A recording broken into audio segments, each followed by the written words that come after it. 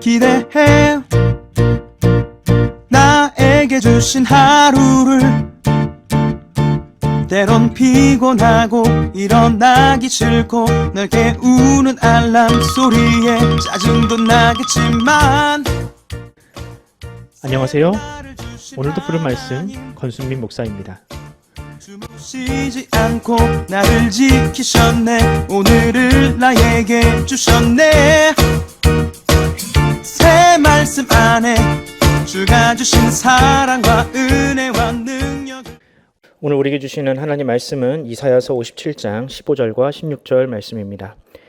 지극히 존귀하며 영원히 거하시며 거룩하다 이름하는 이가 이와 같이 말씀하시되 내가 높고 거룩한 곳에 있으며 또한 통회하고 마음이 겸손한 자와 함께 있나니 이는 겸손한 자의 영을 소생시키며 통회하는 자의 마음을 소생시키려 함이라.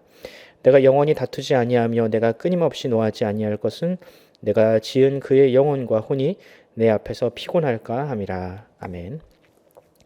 오늘 설교 제목은 우리는 하나님을 오해하고 있습니다입니다. 두 딸의 아비로 살면서 하지 못하는 것이 참 많습니다. 그 중에 하나가 바로 체벌입니다.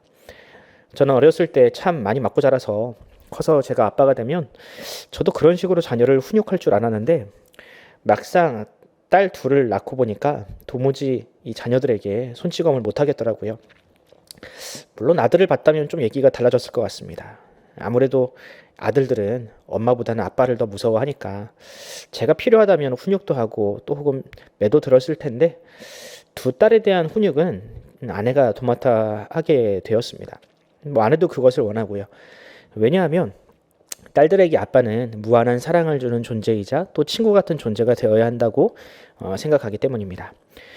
물론 저도 가끔 울컥울컥 할 때가 있습니다. 그런데 막상 화를 내려 해도 딸들의 가녀린 얼굴과 슬픈 표정을 보면 화가 금세 가라앉게 되더라고요. 그리고 이 아빠의 강한 힘으로 딸들을 때리면 또 얼마나 아플지 상상해 보면 도저히 체벌을 할 엄두가 나지 않았습니다. 여러분, 매는 누가 드느냐에 따라서 그 강도가 달라집니다. 엄마의 체벌보다는 아빠의 체벌이 더 아프고요.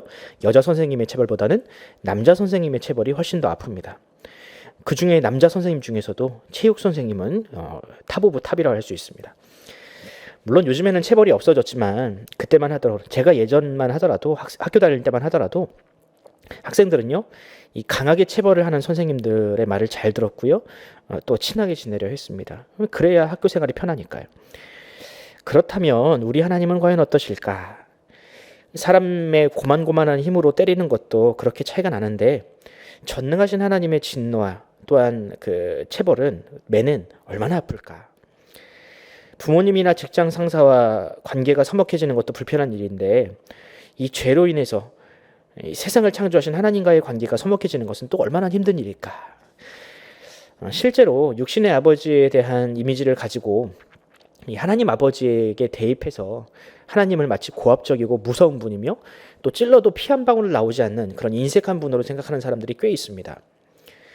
그런 사람들이 기도할 때는요 하나님을 매우 소극적이고 또 나의 작은 죄로 인해서도 하나님께서 크게 노하시는 분으로, 그래서 두려움에 휩싸여서 율법적인 삶을 사는 사람들이 꽤 많이 있습니다. 오늘 본문은 그런 우리를 향한 하나님의 애정어린 약속이 담겨 있습니다. 오늘 본문을 통해서 하나님의 백성을 향한 하나님의 마음이 무엇인지 살펴보고 또 그리스도인들에게 주신 하나님의 은혜는 과연 무엇인지를 한번 고민하는 시간을 가져보도록 하겠습니다. 오늘 본문을 보면 하나님이 어떤 분이신지를 먼저 이야기하는데요. 15절을 한번 읽어보겠습니다. 지극히 존귀하며 영원히 거하시며 거룩하다 이름하는 이가 이와 같이 말씀하시되 내가 높고 거룩한 곳에 있으며 또한 통회하고 마음이 겸손한 자와 함께 있나니 이는 겸손한 자의 영을 소생시키며 통회하는 자의 마음을 소생시키려 함이라. 아멘. 자, 여기 보면 하나님이 어떤 분이신지에 대해서 이야기합니다. 먼저 하나님은 존귀하신 분입니다. 그리고 우리의 유한한 인생과는 달리 영원하신 높이 계시는 분으로 하나님을 묘사하고 있습니다. 그분은 우리가 감히 우러러볼 수 없는 바로 그곳에 계시는 분입니다. 어떤가요? 이 말씀만 보면 우리가 믿는 하나님을 생각할 때 참 갑갑하다, 두렵다 이런 느낌이 들지 않으십니까? 나의 모든 것을 알고 계시고 나의 일거수일투족을 지켜보시니 이 죄를 지으면 그때그때 하나님이 나를 심판하실 수도 있다라는 그런 생각을 하게 됩니다. 물론 하나님은 그렇게 하실 수도 있지만 15절 후반부를 보면 또 하나님의 또 다른 성품이 나옵니다. 그 전능하신 하나님께서 이번에는 겸손한 자와 함께 하시고 무엇보다 자신의 죄를 통회하는 자를 심판이 아니라 도리어 소생시키는 하나님으로 묘사되고 있습니다. 어떻습니까? 우리가 알고 있는 하나님의 이 이미지, 보편적인 이미지와는 좀 다르지 않습니까? 제가 만약에 하나님의 자리에 있었다면 저는 자신을 섬기지 않는, 나를 섬기지 않는 모든 생명체에게 가혹하게 재앙을 내리고 억지로라도 섬기게 만들 것 같은데 우리 하나님은 그렇지 않다라는 겁니다. 높이 계시는 그분이 오히려 낮은 자, 통회하는 자를 기뻐하시고 그들과 함께하는 것을 더 좋아하신다고 합니다. 참으로 제 짧은 소견으로는 이해할 수 없는 분이 아닐 수 없습니다. 그리고 또 하나님은 16절에서 다음과 같이 말씀하십니다. 내가 영원히 다투지 아니하며 내가 끊임없이 노하지 아니할 것은 내가 지은 그의 영혼과 혼이 내 앞에서 피곤할까 함이라. 아멘. 조금 어려운 이 말씀을 쉬운 성경으로 한번 읽어보도록 하겠습니다. 나는 너희와 영원히 싸우지 않겠다. 또 항상 노하기만 하지도 않을 것이다. 내가 계속해서 노하기만 하면 사람의 목숨이 약해져서 결국 내가 지은 사람들이 죽게 될 것이기 때문이다. 자신의 피조물들과 또한 백성들을 대하시는 하나님의 마음이 여러분들 이해가 되십니까? 연약한 인생을 너무나도 소중하게 생각하시는 이 하나님의 마음, 험이 다르면 깨어질까 조심스레 자신의 백성을 대하시는, 마치 자녀를 다루듯이 엄하게 다루지 않으시는 이 하나님의 마음을 여러분들은 이해를 하고 계십니까? 존귀하신 그분께서 자신을 낮추사 죄 많은 우리와 함께 하시는 것을 기뻐하시는 바로 그분이 우리의 하나님이십니다. 실제로 예수님은 하나님의 이런 마음을 가지고 이 땅에 오셨습니다. 예수님은 하늘 보좌가 아닌 죄인이 살고 있는 이 세상에 오시는 것을 오히려 기뻐하셨습니다. 그리고 수시로 자신의 제자들에게 내가 너희와 영원히 함께 있을 것이다 라고 약속도 하셨고요. 그래서 예수님에게 있는 별명이 있지 않습니까? 4글자로 된 별명, 바로 임마누엘. 그 임마누엘이 바로 예수님의 또 다른 이름입니다. 우리는 예수님을 통해서 존귀하시며 또 영원하시며 전능하신 하나님이 낮고 낮은 우리를 사랑하시고 또 우리와 함께 하시는 것을 기뻐하는 분이다라는 것을 확신히 믿게 되었습니다. 여러분들도 이 예수님을 통해서 하나님을 만나시기 바랍니다. 우리가 어떤 존재라는 것은 중요하지 않습니다.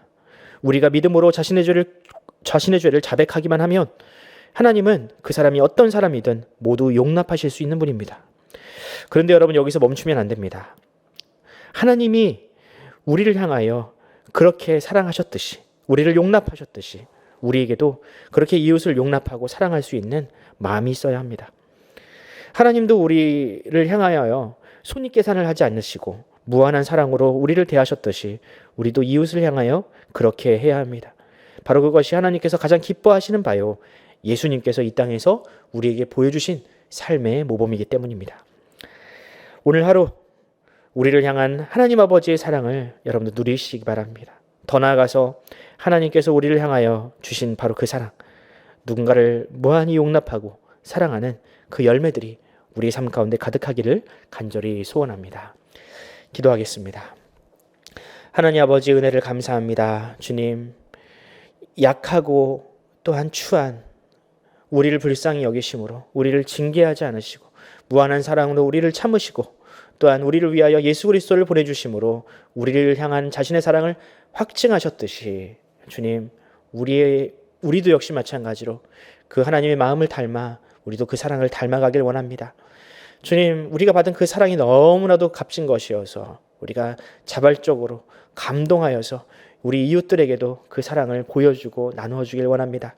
주님, 우리를 사용하여 주시옵시고 예수 그리스도를 통하여 우리가 하나님을 보았듯이 우리를 통하여 또한 사람들이 예수 그리스도를 경험하는 그런 선순환이, 그런 삶을, 그런 우리의 어떤 전도자로서의 사명을 우리가 이 세상 가운데서 잘 감당케 하여 주시옵소서. 오늘 하루 우리의 삶을 통하여, 우리를 통하여 많은 사람들이 하나님의 사랑과 예수 그리스도의 희생을 경험하게 하여 주시옵소서.